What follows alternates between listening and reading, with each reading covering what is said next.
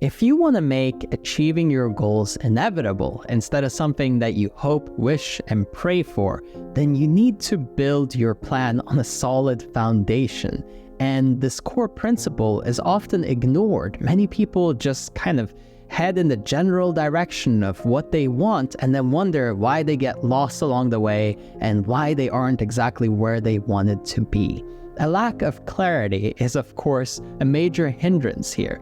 Not having certainty around where you're going and what you want creates this fog, almost inviting you to get lost, to get distracted, to find a shiny object that can take your attention and pull you in and make you think that a different business model is the solution to all your problems. Or, just switching lanes into a different career or a different path, that's going to make it so much easier. When in reality, really being accomplished and having great success in your life, in all areas of your life, comes down to focus. It's not about knowing everything or about working really, really, really hard. It's about being focused and doing very specific things that keep you on the right track in that specific area. To see when somebody complains about their relationship or they're not happy in their relationship, and you ask them, hey, so how often do you do check-ins in your relationship? How often do you guys talk about how you feel about each other, about different areas of your relationship? How often do you kind of give each other feedback and talk about what you can do better? And the answer is, we never have. And then you wonder why the results are the way that they are. It sounds like common sense, but it really is not common practice. If you have a target, if you have a goal, if you have an ideal, reverse engineer what the process is that's required of you in order to achieve said goal or desire. For example, instead of saying, I'd like to have a really great relationship, maybe you can point to something a little more specific. Is it the intimacy?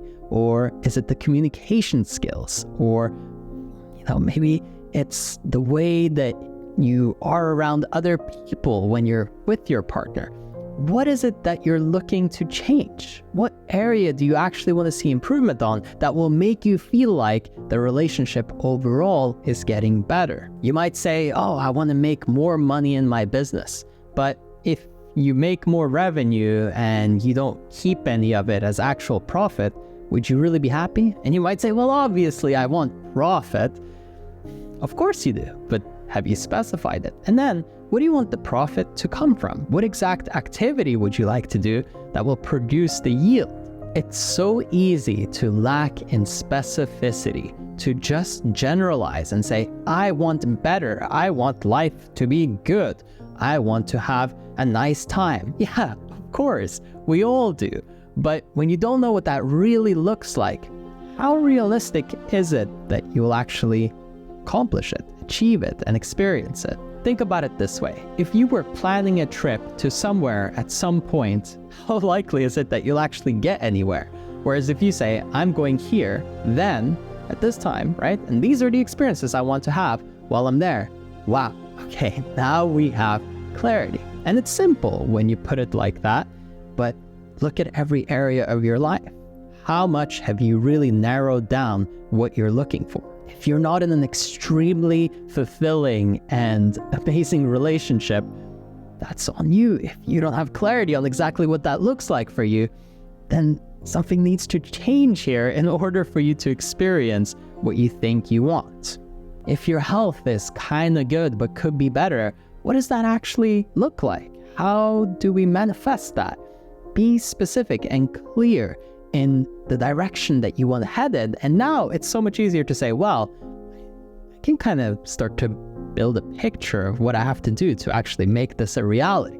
It's not about acquiring more complex knowledge or knowing every new technique or trick. And so often that's what we get caught up in. We start looking at the newest method or approach. I know that in my business early on, I was always looking for the next best trick for marketing or sales. And I realized pretty quickly, thankfully, that those were gimmicks, and actually just building value in the marketplace and goodwill, that was the main way to acquire high quality clients that I wanted to work with and to really make that kind of impact that I was looking for. But I get it. It's so much easier and so much more tempting to just run into this type of escapism where you don't really take responsibility for where you are and you look for the next best thing, the easiest trick, the hack, the shortcut. I'm telling you though, if you just apply the fundamental principle of having total clarity and you connect that with daily action, a little bit of progress every single day towards your goal, and you can measure, am I actually getting closer? Because you're doing it every day. And if it's not showing you a yield over the course of 30 days, 60 days, 90 days, all right, 12 weeks, now we have a pretty good idea. Okay, this is the impact that I get. This is the result I get from this input. So if you try a workout regime and it doesn't work the way that you expected it to, if it doesn't give you the results you were looking for, it's time to start questioning the approach and to say, okay, maybe I need to be doing something differently with my input. But if you don't have a clear goal, then we can't really measure if it's working or not. If you say to yourself, I want to be better at communication, and you look at whether or not you've progressed over the course of a few months, it's kind of tough, because what part of your communication? Subconscious, like body language? Or are we talking about your tone? Or are we talking about, something entirely different? What area specifically are you trying to see improvements in? And now it makes a lot of sense. This is the approach. This is the technique. This is the thing that we're working on to actually get there. When all of this is connected, it feels almost effortless because you make so much progress so quickly, and it's addictive in a really good way.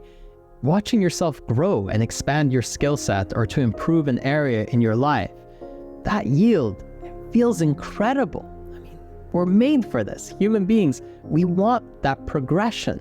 And if you can give yourself that gift, and you can stay focused, and you can dial in and really, really narrow down your attention to work on what you actually need to work on so that you can have the actual results that you want, all of a sudden, life becomes that much more enjoyable, and all the work that you're putting in feels extremely rewarding. So even if you're just a little bit guilty of generalizing and picking some broad direction or big picture goal that you wanted to head off towards, just take a moment to question yourself a little bit and to say, is this effective? Has this worked for me so far?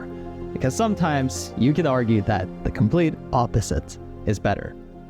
Just head off and see what happens, believe and commit and take action, and you'll figure it out along the way.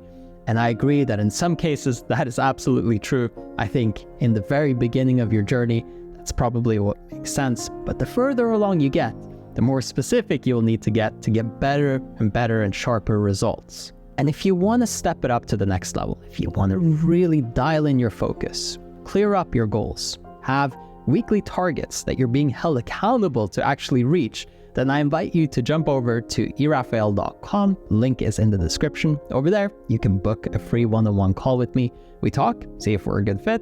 And if so, I'll be coaching you every week and making sure that you're at your very best. Again, if you want to take advantage of that, just head over to erafael.com.